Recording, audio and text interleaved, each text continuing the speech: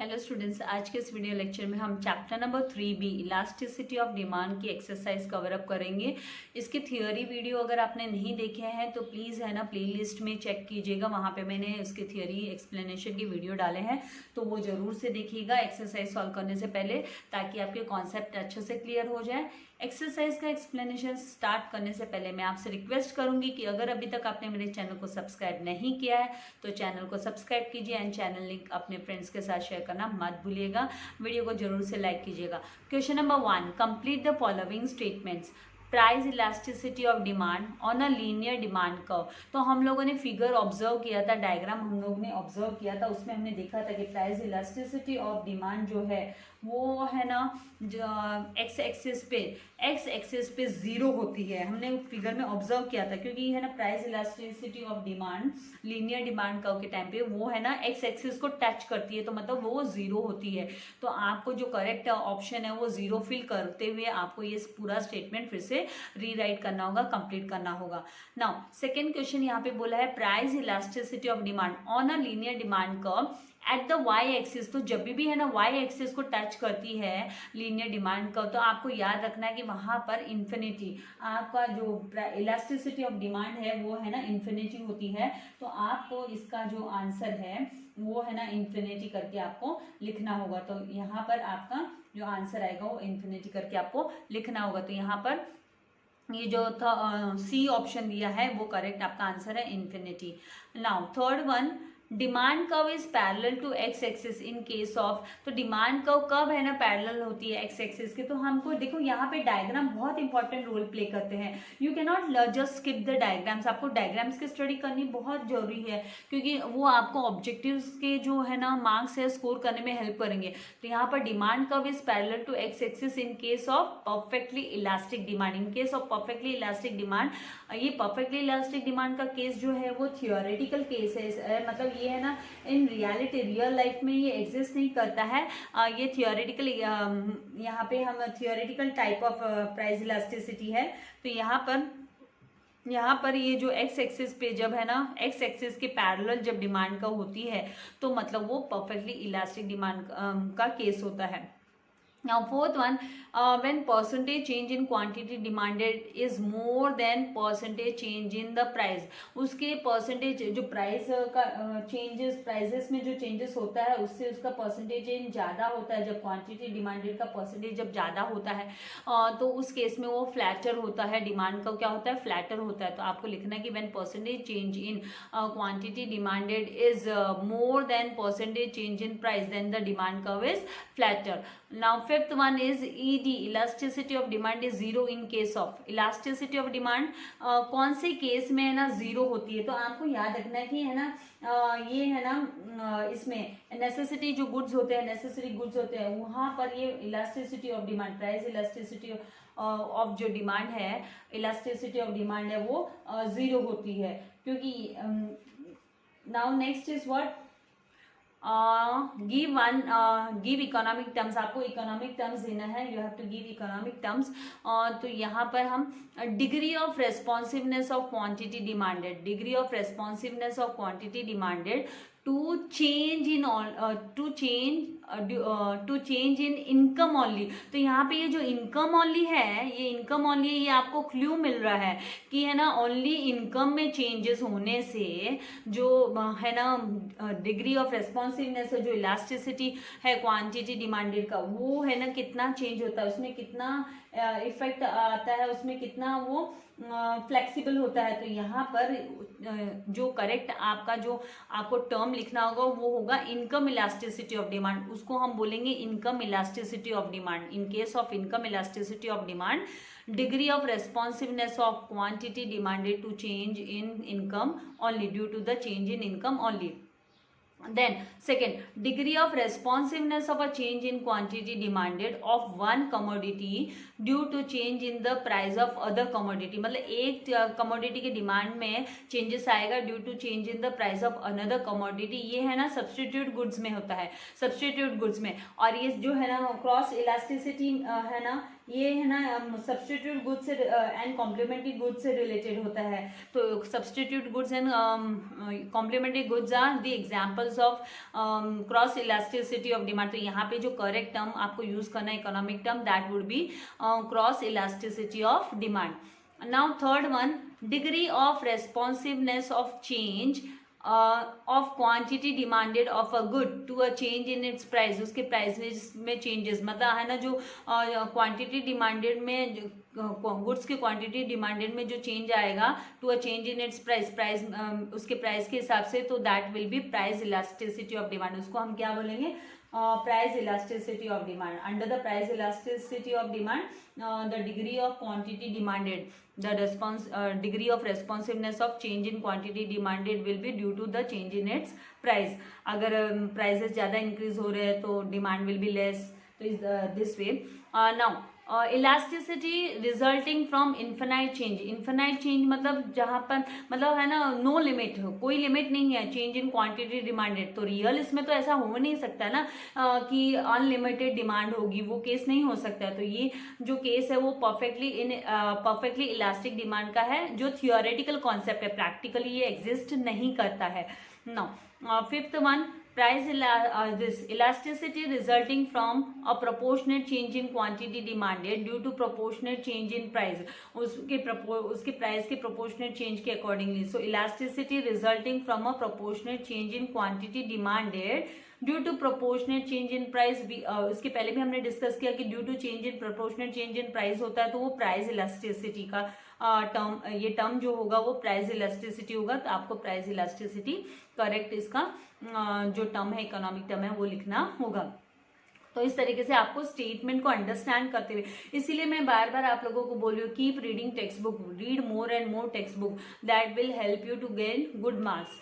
Now question number 3, यहाँ पर complete the correlation. आपको कोरिलेशन कंप्लीट करना है।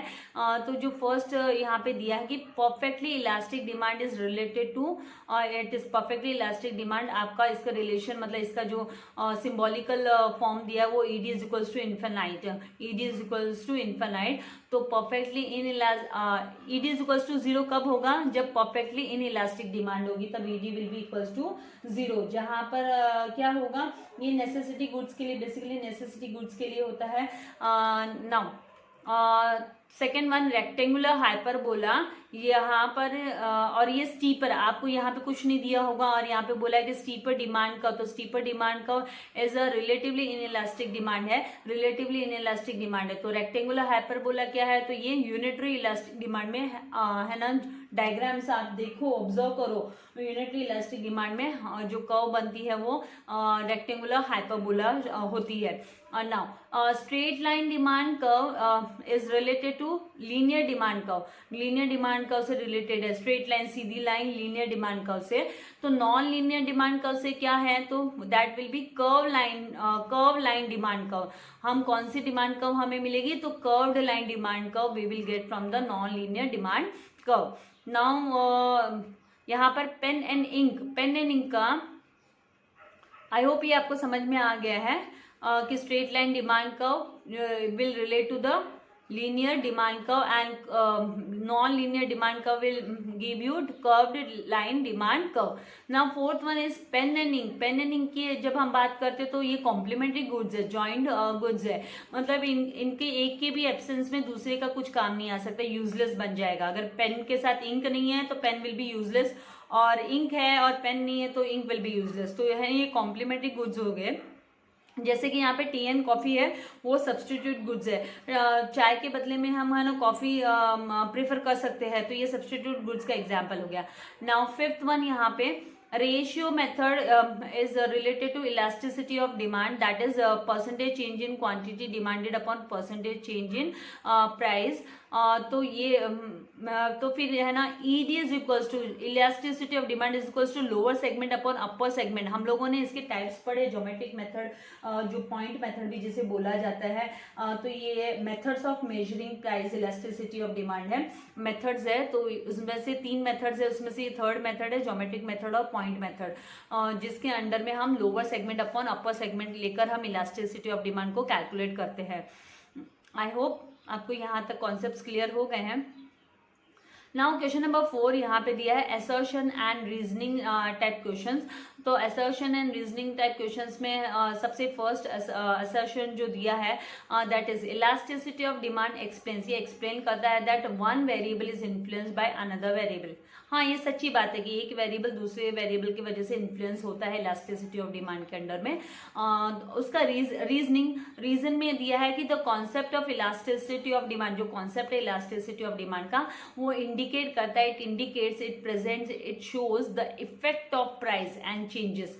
प्राइस का इफेक्ट क्या होता है and changes in other factors, दूसरे जो फैक्टर्स में जो चेंजेस होता है, अदर फैक्टर्स में जो चेंजेस होता है उसको ये इंडिकेट करता है इलास्टिसिटी ऑफ डिमांड। तो ये है ना जो रीजन जो है वो सही रीजन है, मतलब ये दोनों भी जो स्टेटमेंट है आपके वो करेक्ट स्टेटमेंट है।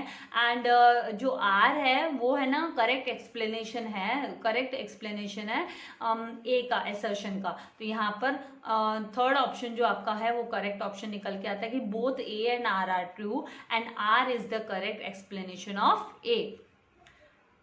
नाउ सेकेंड वन यहाँ पे दिया है assertion A, a change in quantity demanded of a commodity due to change in the price of other commodity is cross elasticity। तो ये करेक्ट स्टेटमेंट है कि cross elasticity and the reason इसका दिया कि changes in consumers income leads to a change in the quantity demanded. तो यहाँ पर है ना ये जो ए एंड आर ये दोनों सही है, A and R both are true, लेकिन जो आर है A and R both are true, लेकिन आर है ना इसका करेक्ट है ना एक्सप्लेनेशन नहीं है। Changes in consumer income leads to change in quantity demanded, ये भी सच बात है ना। Change in quantity demanded of one commodity due to change in the price, तो यहाँ पे तो प्राइस वाली बात आ रही है, इनकम इलास्टिसिटी की बात नहीं आ रही है, प्राइस इलास्टिसिटी की बात आ रही है। मतलब due to change in its price, यहाँ पे सब्सटीट्यूट्स की बात आ रही है, क्रॉस इलास्टिसिटी की बात आ रही है, sorry complementary and substitute goods की। तो ये जो है ना स्टेटमेंट दोनों भी करेक्ट है, लेकिन ये जो आर जो रीजनिंग दिया हुआ है changes in price elasticity leads to change in quantity demanded, ये है ना इसका करेक्ट एक्सप्लेनेशन नहीं, इस असर्शन का फर्स्ट स्टेटमेंट का ये करेक्ट एक्सप्लेनेशन नहीं है। इसके लिए जो आपका ऑप्शन है वो फोर्थ ऑप्शन होगा, जहां पर both A and R are true and R is not the correct explanation of A.